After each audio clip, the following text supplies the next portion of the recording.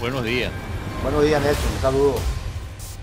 ¿Qué más? ¿Cómo está todo? Bueno, todo bien. Ir recomenzando con los videos de todo el problema energético venezolano, ¿no? Que tú conoces también.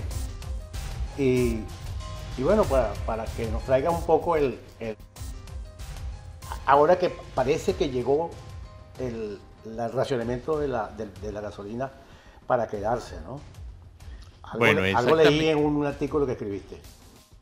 Bueno, exactamente eso es lo que ha dado esta semana, mucho de las condiciones para la sociedad venezolana, que ha sido, pues, además de las colas que se hacen en otros menesteres, pues ahora hay cola en las estaciones de servicio de gasolina porque esta no existe. Y eso no es un problema nuevo. Quizás ahora está surgiendo por muchas variables, que está detrás de este racionamiento o escasez de gasolina, y que lo sufre paulatinamente el interior del país. Ha sido quizás una noticia mucho más explosiva, porque dicho razonamiento pues aparece en Caracas. Sí, parece que Y es Caracas ya es como la parte que nunca había tenido, ¿no? claro. Desde la crisis petrolera aquella del paro, ¿no? No, claro, por razones obvias, pues la capital siempre es protegida bajo todos los aspectos. Es decir, la capital, o el resto del país se sacrifica para que la capital tenga electricidad, tenga gasolina, tenga ciertos alimentos, etcétera, etcétera. Tenga Entonces, esa internet. parte, dentro de todo eso, pues las escaseces en el interior del país pues son mucho más fuertes y tienen mucho más tiempo. El problema porque Venezuela lo que tiene es una crisis energética estructural. Voy a ser muy rápido en esto, pues está una crisis de los hidrocarburos y una crisis eléctrica, la cual se complementan unas a otras, porque la electricidad necesita los combustibles para generar termo, y Petróleo de Venezuela dice que ella no genera los combustibles porque no tiene electricidad. Bueno, entonces parece que nadie es culpable en este tipo de cosas. Ahora la Una de crisis es las global, características, ¿no? Es global, es energética total. no, y es estructural, porque no es Ajá. coyuntural, es de estructura.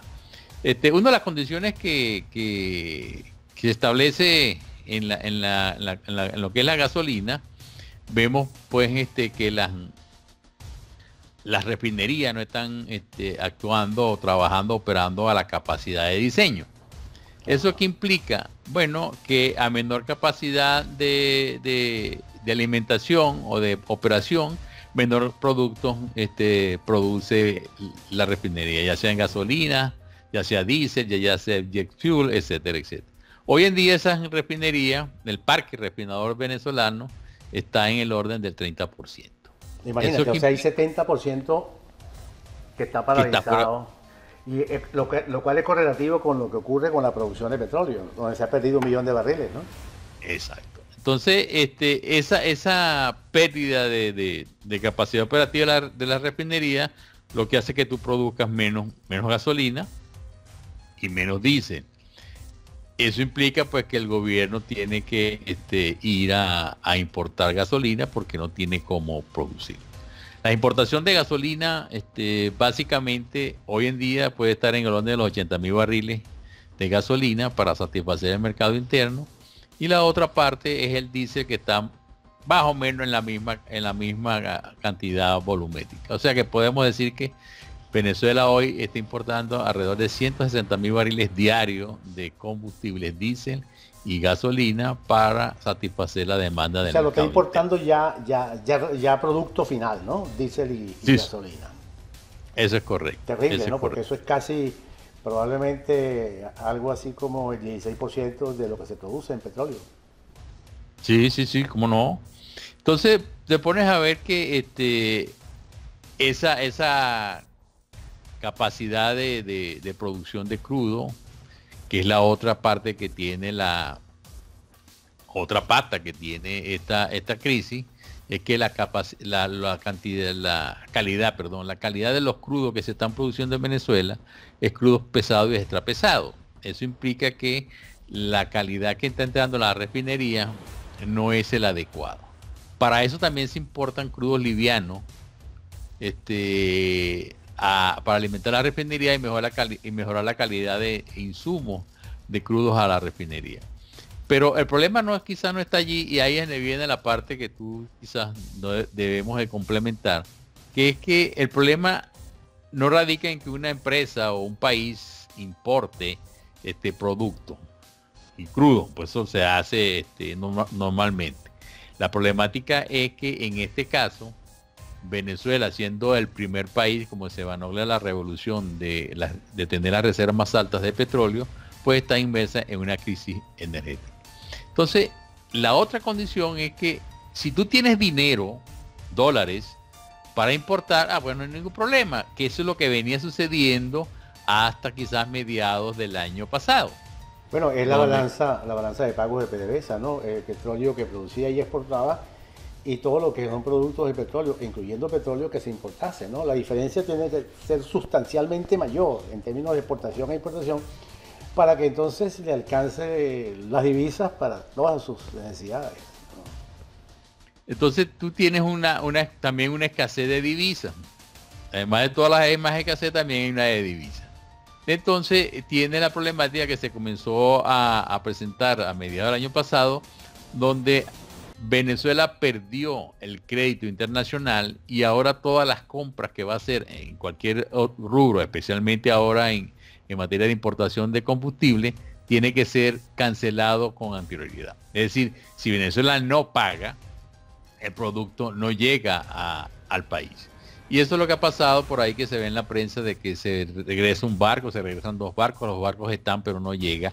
Y en ese interín, Venezuela, como no es nuevo esa problemática, Venezuela se ha consumido lo que se llaman las reservas estratégicas, que son alrededor de 8 millones de barriles que se tenían de almacenamiento estratégico. Entonces, al tú comerte esa reserva, ¿qué es lo que sucede? Que si el barco no llega, la escasez se presenta de inmediato. Entonces, esa es otra de las variables dentro de esta escasez. No hay suficiente dinero o dólares para que las importaciones se realicen a tiempo, en calidad y en volumen. O sea, ahora es que ya no hay ni para el pan, ni para el trigo, ni para la leche, ni carne. Es que no hay tampoco para la propia industria. El tema es realmente casi debido a muerte, ¿no? Es que ahí está la condición, como dicen, la condición de la industria. La industria fue explotada de una manera no gerencial o no con las mejores prácticas. No se practicaron las inversiones, no se practicaron los mantenimientos, y llegamos a la etapa en la cual la industria se encuentra completamente destruida. Esa condición de destrucción es la que se refleja, pues, en todo este tipo de escasez, en la cual tú puedes quizás ahondar un poco más sobre el tema de la economía de sí, y es que aquí hay un fenómeno, rapidito, aquí hay un fenómeno interesante en lo que es eso que tú estás mencionando, la ineficiencia de la industria. Entre lo que fue la reconstitución en el 99 y las leyes que vinieron de hidrocarburos, las leyes de empresas mixtas y toda la legislación en sí sobre la industria petrolera nacional, se hizo una reestructuración de los derechos de propiedad, tanto que se pasaron a manos del Estado los derechos en términos de usufructo y disponibilidad, independiente de la existencia de los socios, lo que impuso sobre toda la industria nacional de petrolera, incluyendo los socios, un grado sumo de ineficiencia, porque las decisiones que se tomaban en la industria petrolera, incluyendo a los socios, eran simplemente para satisfacer la ansiedad en términos de recursos por parte del fisco, por parte del gobierno. Bueno, fíjate que una de las condiciones que se dice dentro de todo esto, y que ha aflorado, pues ahora, es que PDVSA utilizó mucho de estos dineros, fueron mal dirigidos en lo que se llama legitimación de capitales.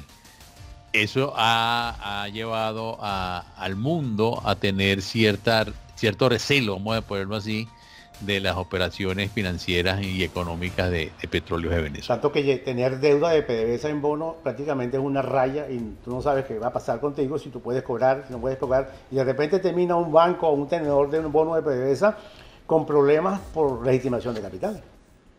Eso es correcto, Sí. eso es correcto. Y no es nada más eso, sino que aunque la gente, pues en el venezolano común no le gusta, pero es que estamos ante una, diría yo, un vandalismo generalizado a nivel de país, y por eso son las sanciones estas que tiene Estados Unidos con ciertos personeros del gobierno y con ciertas acciones que tiene Petróleos de Venezuela, donde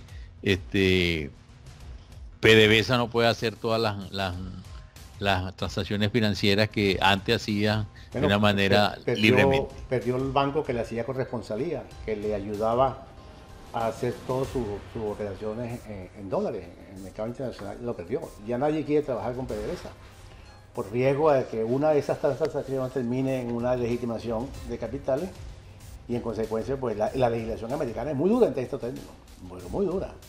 Todo el mundo se cuida, pues no toquemos a PDVSA. PDVSA financieramente no existe para nosotros porque no sabemos en qué punto termina un banco de estos grandes con problemas de legitimación. Ahora, para mí esto es una condición estructural de la industria petrolera, así como otros rubros o actividades del país. Es una crisis que no se va a resolver de la noche a la mañana. Yo siempre he dicho de que esto es una crisis que para resolverla se necesitan al menos 4 años. Si comenzamos ahora y tenemos todos los recursos, sea dinero, recursos humanos, tecnológicos, etcétera. Está bien, Nelson, ese es el tiempo. ¿Y recursos? ¿Cuántos recursos en esos 4 años? Bueno, ahí está el punto, porque al país no tener los recursos, entraríamos en una decisión que sería obligada, que es exactamente la entrada del capital privado a la industria petrolera. Aunque ya de por sí las empresas mixtas es parte de un capital privado, pero ahí hay un 60% petróleo de Venezuela o el Estado y un 40% del privado. Pero hay otro problema en eso, en los contratos de empresas mixtas, que si bien hay una propiedad privada nominal en el contrato, no lo hay en los hechos, porque lo que la empresa produce está en función de lo que PDVSA hace como socio mayor. Y entonces el derecho de propiedad de una empresa que es socia de PDVSA con el 40% y PDVSA teniendo el 60%, se destruye con la inacción de PDVSA o con lo que PDVSA deje de hacer, que es lo que ocurrió con la caída de la producción en las empresas mixtas, o donde no realmente crecieron al ritmo que supuestamente debieron haber crecido, que hubo que un paquete de asistencia financiera o de acuerdos financieros en el año 2013. ¿Tú recuerdas, no? Aquellos acuerdos que se firmaron con las empresas socias, en los cuales PDVSA le tomaba prestados a ellas para PDVSA colocar su dinero en capital en esas industrias, en esos complejos, en esas ventures, y las empresas lo aceptaron sobre la condición de que PDVSA no tocara esos dineros. Bueno, es que exactamente ese es el avance que hay que hacer, que en vez de ser 60 estados, 40 privados, debe ser, por ejemplo, todo privado. Todo privado, exactamente. Sí, y eso es una de las tesis. Yo personalmente pienso que la industria petrolera venezolana tiene que salir a subasta. Es que fíjate, si nos vemos tan sencillo como esto, hacer una refinería, construir una refinería nueva de 400.000 barriles, que no es muy grande, diríamos, en términos globales. Tú necesitarías alrededor de $20.000 millones para esa refinería. Imagínate. Nada más. Y eso exactamente implica 4 años para construir una refinería, como dicen, desde cero. Porque hay una condición que es la siguiente. No conocemos a ciencia cierta cómo están las refinerías internamente. Fíjate que ayer nada más sucedió un incendio en el Palito. Entonces son eventos que ocurren continuamente, y si eso está ocurriendo continuamente es porque las operaciones y la infraestructura no está adecuada a los parámetros requeridos de operatividad normal. O sea que ese rezago que hay allí, esa capacidad que no está instalada, que no se está utilizando, pudiera estar muerta, ¿no? Correcto, bueno, pero uno de los ejemplos de esto, que se cumplieron 5 años el 25 de agosto de este año, 5 años del accidente de Amoay. Amoay, después de ese accidente, nunca operó a la capacidad, y se dice que Amoay opera hoy a 30% de su capacidad. cuando antiguamente Amway tiene una capacidad de cerca de los 900.000 barriles. Es decir, que Amway lo que está recibiendo son 250.000, 270.000 barriles de procesamiento. Entonces, no sabemos cómo está esa refinería, y aquí es donde surge la gran pregunta que todavía había que responderla. ¿Vale la pena construir una refinería? ¿Vale la pena recuperar el parque refinador del país? ¿O vale la pena importar productos ya terminados? Y es que tienes una pregunta que te tengo que hacer, como experto que conoces la materia en esto. Parte de la opinión pública venezolana ligada a la industria petrolera, bien sea por amor, por creencia o fueron ejecutivos de la industria o porque simplemente trabajan en ella, ellos utilizan el verbo recuperar. Es decir, vamos a recuperar la PDVSA, si nos sentamos en el poder nosotros la recuperamos, y entonces uno ve ese discurso un poco, yo lo veo muy flojo, muy fofo, porque ¿qué es recuperar? Y así como el país, que dice vamos a recuperar la vida, el sistema, digamos, las condiciones de vida, la calidad de vida del venezolano. Recuperar desde dónde, cuánto se necesita, cuál es el tiempo a invertir, cuál es el país que va a recibir esa asistencia, o ese inversionista o ese socio. Es que si no hay reglas claras, no va a haber esa tal recuperación de país, pues. Aunque quizás cuando algunos nos nombrarán agoreros o profetas del desastre, no, lo que estamos hablando es la realidad, que muy poca gente lo dice. La realidad es que el país está en una crisis, y una crisis muy profunda, que para salir de esa crisis necesita la inversión del sector privado, necesitan reglas nuevas que amor nunca las hemos visto, y muchos políticos ni las habrán pensado, porque como es la participación abierta del mercado. Entonces ahí es donde viene el kit del asunto. Estarán los políticos democráticos ganados para este tipo de acción que requiere el país, porque no es el país, si no hace eso, el país se queda en los años 50. Sí, yo creo que no están preparados, y yo creo que de alguna forma el grado de estatismo en ambos grupos políticos, gobierno y oposición, es muy similar, inclusive ideológicamente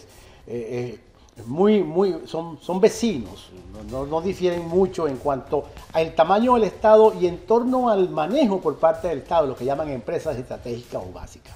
Y es donde está el problema central, porque ese concepto responde a un sentimiento de que el petróleo nos va a dar recursos, y esos recursos nosotros los vamos a decidir qué hacer con ellos una vez que los tengamos en el fisco.